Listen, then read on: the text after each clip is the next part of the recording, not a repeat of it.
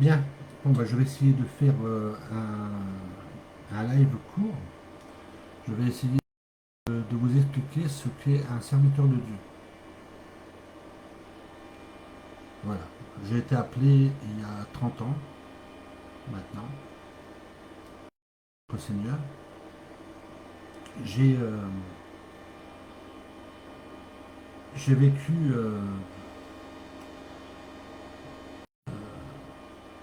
des choses incroyables. Incroyables. D'abord, j'ai cherché, avant même de connaître le livre, j'ai cherché Dieu, spirituellement. Ouais. C'est la première des choses. Parce que le Seigneur dit, recherchez premièrement le royaume de Dieu et sa justice, et tout nous sera donné par-dessus. Alors avant même de manger le livre, je l'ai cherché. C'est la première des choses. Et puis j'ai entendu sa voix, qui ne m'a jamais quitté, qui m'a toujours parlé. Voilà. Ce qui m'a permis de recevoir des enseignements dès le début. J'ai accepté le baptême d'eau parce que j'ai reçu le baptême de repentance de l'Esprit Saint. Donc j'ai accepté le baptême de repentance d'eau, c'est normal. Et donc à partir de ce moment-là, il m'a fallu quand même de nombreuses années avant de me sanctifier. Je tiens à le dire, parce que ce n'est pas parce que vous êtes baptisé que vous êtes sauvé. Il faut changer, il faut porter du fruit en soi. Il faut être transformé. Parce que celui qui commence à prononcer le nom du Seigneur alors qu'il n'a pas été changé, qu'il n'a pas été sauvé de lui-même, il le prononce en vain. Voilà, ça veut dire. Et notre Seigneur ne cherche pas à remplir son royaume. La quantité ne l'intéresse pas, il cherche la qualité.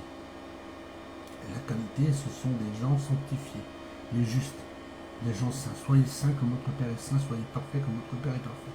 Il cherche la qualité. Voilà. Et, et, et quand et en plus, il a dit, mais qu'il reviendrait comme un voleur. Et un voleur ne vient pas chez vous pour prendre votre poubelle. Quand il vient chez vous, il prend une chose de valeur. Mais lui, c'est pareil, la qualité. Il prendra ce qui a de la valeur, uniquement. Alors maintenant, euh, je vais vous expliquer par où je suis passé pour pouvoir me sanctifier. Parce que ça ne s'est pas fait du jour au lendemain. D'abord, j'ai été réclamé par Satan. Il y a une sœur en Christ qui m'a dit une fois, mais Satan t'a réclamé pour te cribler. C'est parce que l'Éternel t'a choisi. Donc, automatiquement, je me suis retrouvé avec la famille détruite, comme Job, ruiné, problème de santé, et jusque je le sais, j'ai vécu des choses terribles, des choses très très très dures, comme Pierre qui a cherché pendant toute la nuit à jeter ses filets pour se nourrir. Ben moi j'ai fait pareil et puis j'ai rien pris. Les portes étaient fermées. Voilà. Donc j'ai décriblé vraiment comme le froment. J'ai vécu ce que notre Père, ce que, ne- comment- ce que notre Père avait décidé. Parce qu'il avait. Parce que dites-vous bien que notre Père est, accepte quand Satan il l'a fait à Job, donc voilà, donc c'est un moyen pour lui de nous tester, parce qu'il cherche des gens qui l'aiment. Voilà. Donc, j'ai vécu, j'ai décriblé. Ensuite, j'ai subi 3 tests. Les tests du désert. En général, le premier test, les chrétiens ne le passent pas le premier. Ils meurent bien souvent dans le désert. Pourquoi? Parce que le premier test, C'est simplement le manque. On manque de choses, on manque de tout. On manque de tout. Alors on cherche à changer sa pierre en pain. Par des moyens, souvent même par des mensonges, par toutes sortes de choses. Ah oui. On cherche à changer sa pierre en pain, mais tant qu'on cherche à changer sa pierre en pain, ça veut dire qu'on refuse l'épreuve. Et si on refuse l'épreuve, et bien ça se représentera. On va recevoir des miettes comme des petits chiens pour se venir au jour d'aujourd'hui, mais ça se représentera. Ensuite, il y a eu le deuxième test, c'est-à-dire que là, c'est la tentation. De se dire, je peux m'en sortir, mais je vais me vautrer dans le péché, me souiller. Il y en a qui le font, qui n'ont pas de scrupules. Mais moi, c'est impensable pour moi, je ne pouvais pas le faire. Et enfin, le troisième test, c'est qu'on va tenter Dieu. Et beaucoup tentent Dieu. Là, ils vont faire des prêts en pensant que c'est Dieu qui va rembourser le prêt. C'est-à-dire qu'on considère Dieu comme une banque.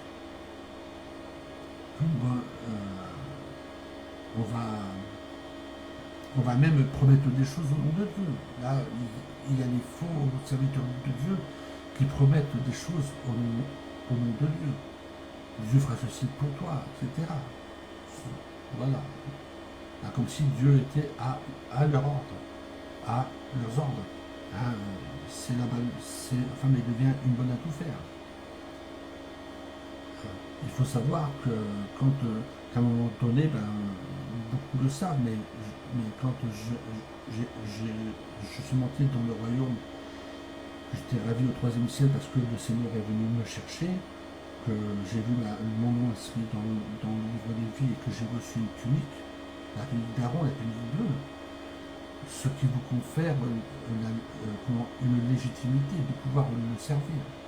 Mais ça, on vous donne la tunique quand vous avez été transformé.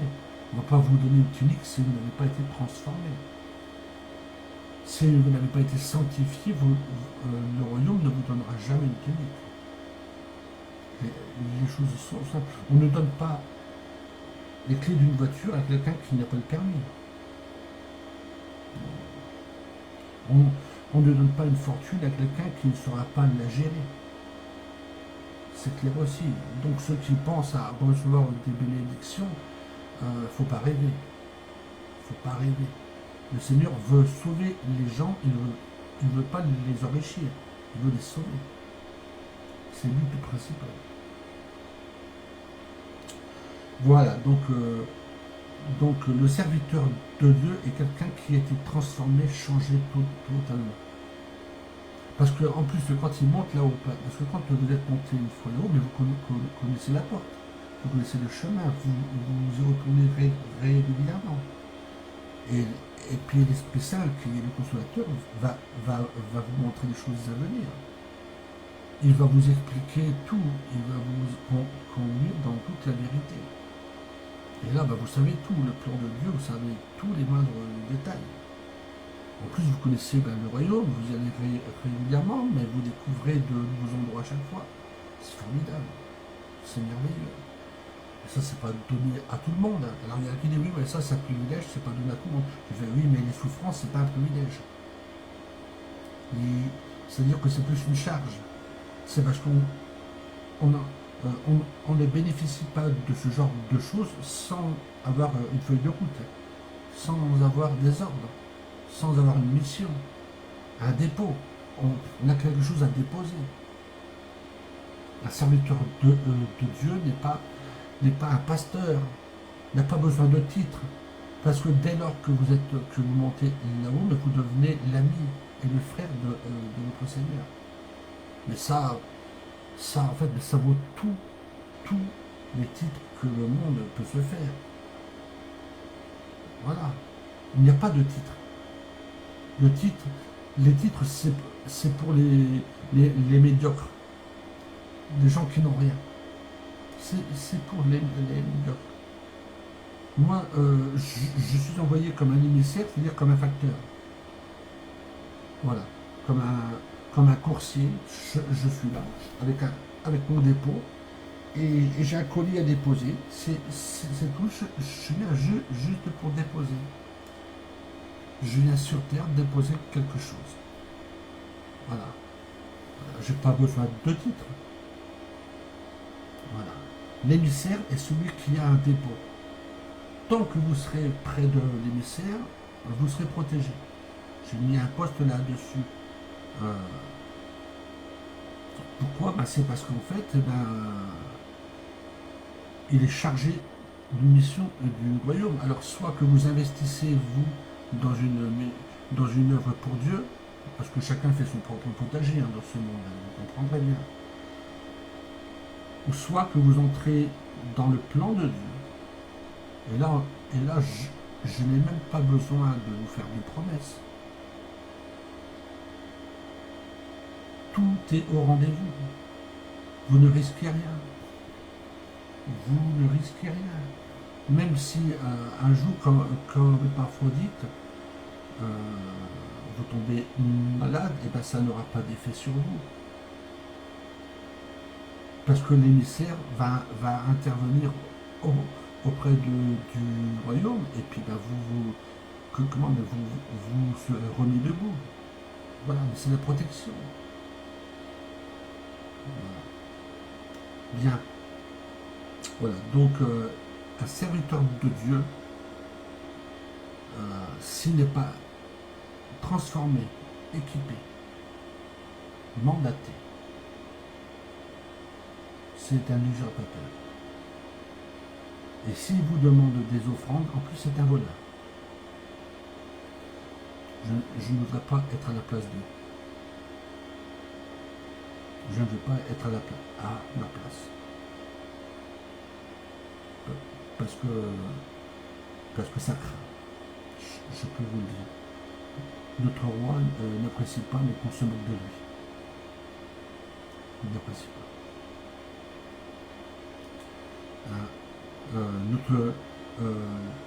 Notre Seigneur a tout fait en sorte pour avoir un seul peuple. Il l'avait dit en plus. Tout royaume divisé ne peut subsister. Et quand on crée des interprétations des religions, quand on crée que Satan a créé, parce que tout ça c'est l'œuvre de Satan, de diviser c'est l'œuvre de Satan, c'est pas l'œuvre de Dieu. Quand il y a des ministères qui se présentent, je suis ministre de Dieu, je suis l'apôtre, je suis le bishop, je suis le machin, l'archevêque, etc. Tout ce que vous voulez, vous divisez. Vous divisez le peuple. Et c'est terrible. Et c'est terrible. Je vais vous laisser maintenant. Et puis je vous retrouverai si vous le souhaitez, parce que vous pouvez participer à cette grande œuvre. L'œuvre de Dieu n'est pas faite pour une personne, c'est fait pour une équipe. Paul avait son équipe. C'est fait pour une équipe. Intégrer une équipe. Venez. Oubliez vos titres, etc. Quand je dis oubliez vos titres, ça veut dire que vous changez de mentalité. Vous changez de mentalité. Parce que le Seigneur ne m'a jamais invité à aller devant une salle. Il m'a dit mets-toi dans le fond. Mais j'aimais bien aller dans le fond des salles. Parce que c'est là que vous voyez. C'est là que vous entendez. Voilà. Et puis vous êtes discret. Celui que le médiocre, l'usurpateur, va chercher à aller devant parce qu'il veut être vu. Il veut qu'on le voie. Il veut être entendu. Voilà. Voilà. Il va falloir changer. Si vous voulez travailler avec moi, il faut changer. Ne plus vouloir aller devant, mais être beaucoup plus intelligent. Beaucoup plus intelligent. 203 fois le nombre intelligent, intelligence, intelligent sont mentionnés dans la Bible. 203 fois. Parce qu'avec de l'intelligence, il y a de la logique. Avec de l'intelligence, il y a de la sagesse. Il faut avoir la conscience ouverte. Mais si la conscience est souillée, vous n'aurez aucune logique et aucune sagesse. À bientôt à tous.